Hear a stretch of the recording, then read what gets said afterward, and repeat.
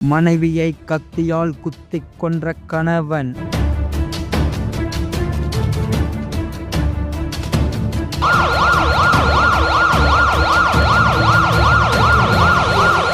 அதிகாலையில் நடந்த சம்பவத்தால் பரபரப்பு.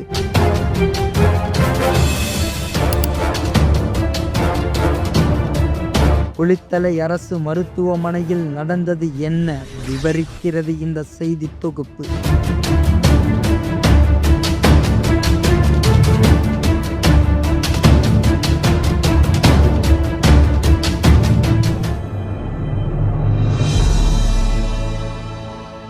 கரூர் மாவட்டம் குளித்தலை அருகே பட்டவர்த்தி பகுதியைச் சேர்ந்தவர் விஸ்ருத். இவர் ஆக்டிங் டிரைவராக வேலை பார்த்து வந்த நிலையில் இவருக்கும் 27 வயது மதிக்கத்தக்க சுருதி என்பவருக்கும் திருமணமாகி 2 குழந்தைகள் உள்ளனர்.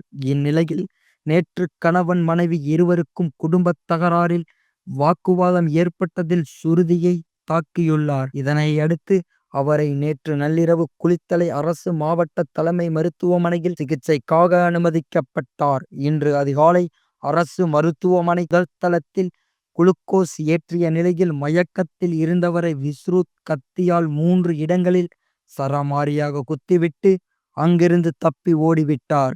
இதில் சுருதி இரத்த வெள்ளத்தில் சம்பவ இடத்திலேயே பரிதாபமாக உயிரிழந்தார். இது குறித்து தகவல் அறிந்த குளித்தலை டிஎஸ்பி செந்தில்குமார் மற்றும் இன்ஸ்பெக்டர் ராஜேந்திரன் ஆகியோர் சம்பவ இடத்திற்கு வந்து நேரில் பார்வையிட்டு ஆய்வு செய்து விசாரணை மேற்கொண்டனர். இதில் தப்பி ஓடிய விஸ்ருத் குளித்தலை போலீசார் வலைவீசி தேடி வருகின்றனர். இதில் விஸ்ருத் முன்னாள் முதலமைச்சர் ஜெயலலிதாவின் கருப்பு பூனை படையில் டிஎஸ்பியாக வேலை பார்த்து பணி ஓய்வு பெற்ற ராமசாமி என்பவரின் மகன் என்பது குறிப்பிடத்தக்கது. குளித்தலை அரசு மாவட்ட தலைமை மருத்துவமனையில் அதிகாலையில் நடந்த சம்பவத்தால் பொதுமக்கள் மற்றும் மருத்துவமனை ஊழியர்களுக்கிடையே பெரும் அதிர்ச்சியை ஏற்படுத்தியுள்ளது. நமது தமிழ் நியூஸ் சேனலில் உங்களது பொருட்களை வெறும் 500 ரூபாயில் விளம்பரம் செய்ய வேண்டுமா? தொடர்புக்கு 7806942275 தொடர்பு கொள்ளுங்கள்.